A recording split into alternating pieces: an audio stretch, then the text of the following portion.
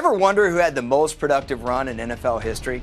Something to the tune of more than 6,500 yards and 61 touchdowns in an epic 3-year span? It wasn't Walter Payton, or Barry Sanders, or even LaDainian Tomlinson. The most productive stretch in league history belongs to some dude who rode the pine in Baltimore.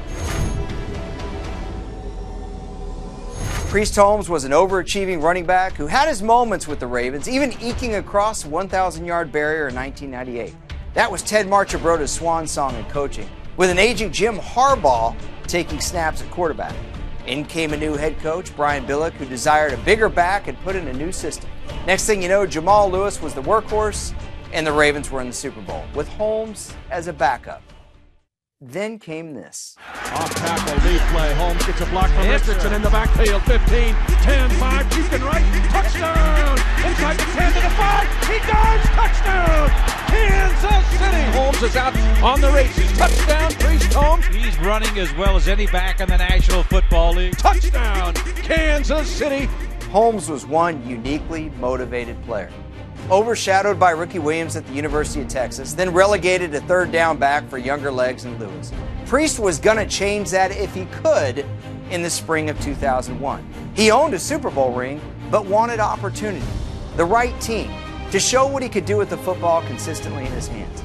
He took goal setting to a whole new level, listing 15 requirements of his new team, including a position coach who had to scratch and claw to make it in the league as a running back himself.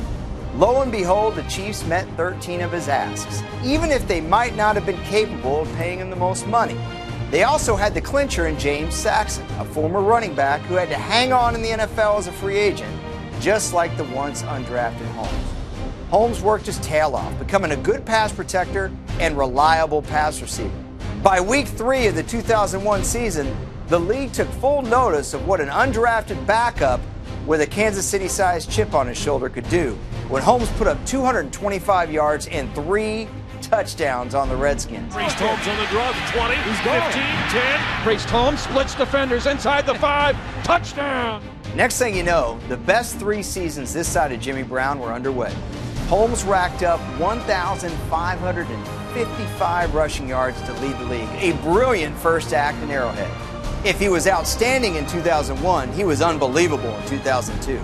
Running behind a stellar offensive line, Holmes led the league with nearly 2,300 yards from scrimmage and 24 touchdowns in only 14 games. Then in 2003, he helped Kansas City get to the playoffs, setting a pretty sexy record along the way.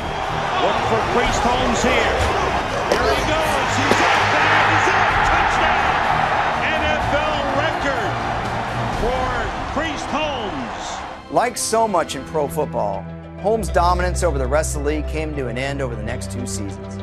He led the NFL with 111 rushing yards per game in 2004, but was forced to miss half the season after getting injured, which unfortunately would become a familiar script with Holmes. The following season, injuries derailed him again, opening the way for Larry Johnson.